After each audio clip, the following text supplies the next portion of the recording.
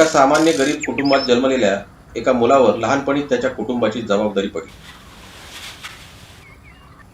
वडिलांच्या शिकवणीतून त्याने जी कला आत्मसात केली होती ती वापरून तो त्याच्या कुटुंबाचा उदरनिर्वाह करत असतो. गावोगावी भरणाऱ्या यात्रेमधून तो आपले खेळ दाखवत असतो. अशाच एका यात्रेमध्ये शिवाजी महाराज स्वतः जातीने हजर असताना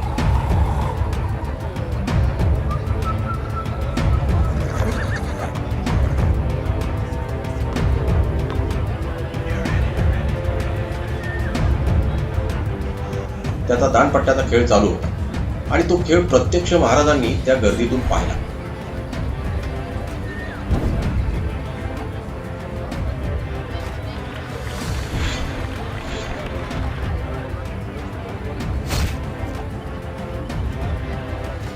त्याचा तडफदारपणा, चपळाई, उत्कृष्ट दांडपट्टा पाहून महाराज प्रभावित झाले. तत्पश्चात महाराजांनी त्या मुलाला बोलावून घेण्याचे आदेश दिले आणि तो 10 वर्षांचा मुलगा महाराजांसमोर येऊन उभा आहे.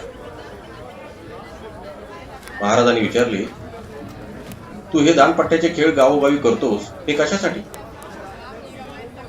त्यावर त्याने आपल्या कुटुंबाची व्यथा महाराजांसमोर मांडली.